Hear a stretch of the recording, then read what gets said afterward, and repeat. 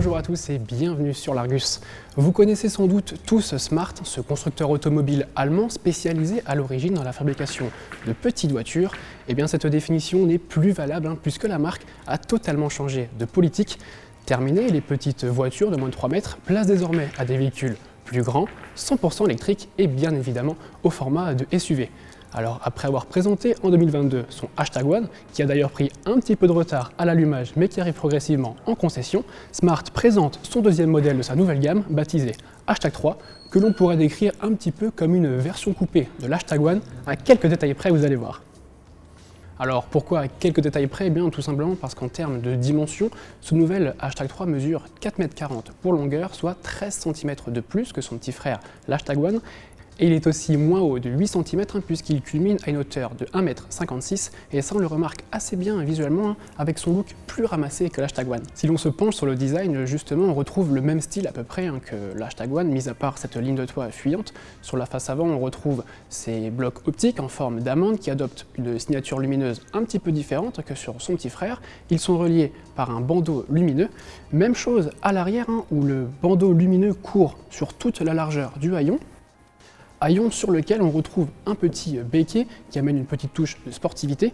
Alors, je sais pas vous, mais moi personnellement, cette face arrière me rappelle un petit peu un certain Mercedes EQA. Et figurez-vous que ce n'est pas une coïncidence puisque c'est Mercedes qui est chargé du design des modèles Smart.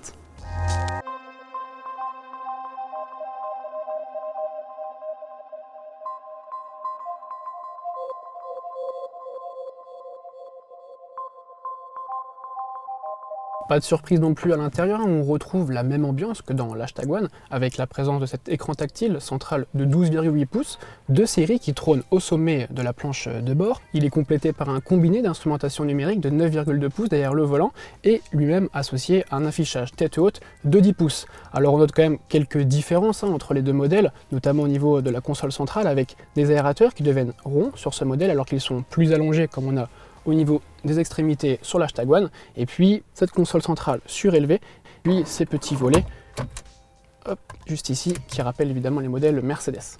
Avec ce profil de fastback, une question se pose au niveau de l'habitabilité dans ce véhicule, notamment aux places d'arrière. Et bien malgré cette ligne de toit fuyante, les grands gabarits sont plutôt bien installés. Vous pouvez voir que j'ai quand même assez d'espace au niveau de la tête. Même constat pour l'espace aux jambes, qui plus est accentué par un empattement en hausse de 3 cm sur cet #3. Et puis en plus de ça, les passagers du milieu ne seront pas amputés par la présence d'un tunnel central. Et puis on dispose aussi d'un bon niveau de luminosité à l'intérieur. Et ça c'est grâce notamment à la présence de ce toit panoramique.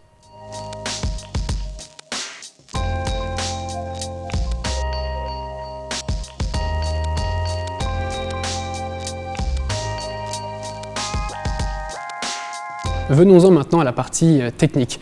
L'H3 repose sur la même plateforme que l'One, qu'il partage également avec le dernier Volvo EX30. Il dispose donc des mêmes motorisations que ces deux modèles, comprises entre 272 et 428 chevaux selon les versions. Il reprend également la même batterie d'une capacité utile de 64,8 kWh. En revanche, il ne dispose pas de la même autonomie, et ça justement c'est grâce à son profil de SUV coupé, puisque ce nouveau Smart #3 peut parcourir 15 km de plus que son petit frère l'One. Il revendique jusqu'à 455 km d'autonomie selon le cycle WLTP et selon les données du constructeur. Et une fois la batterie vide, la recharge peut s'effectuer avec le chargeur d'une puissance de 22 kW en courant alternatif, de série dès le deuxième niveau de finition. La puissance en courant continu culmine à 150 kW et permet de passer de 10 à 80% de batterie en 30 minutes.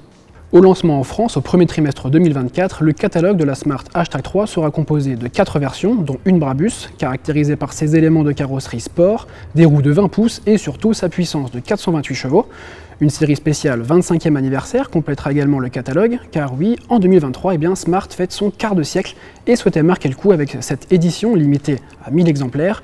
Elle sera basée sur le deuxième degré de finition premium et offrira en plus, pour 500 €, une dotation d'équipement enrichie et quelques éléments design repris de la Brabus.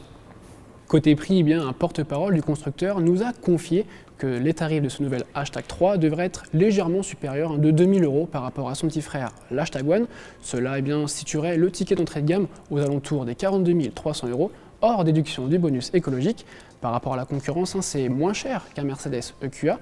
plus cher donc, et aussi moins puissant.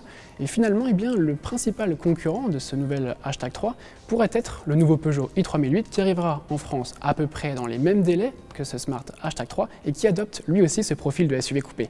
D'ici là, moi je vous dis à très bientôt sur l'Argus, on espère que cette vidéo vous a plu. N'hésitez pas à vous abonner à notre chaîne YouTube ainsi qu'à nos différents réseaux sociaux. A très bientôt sur l'Argus.fr, ciao.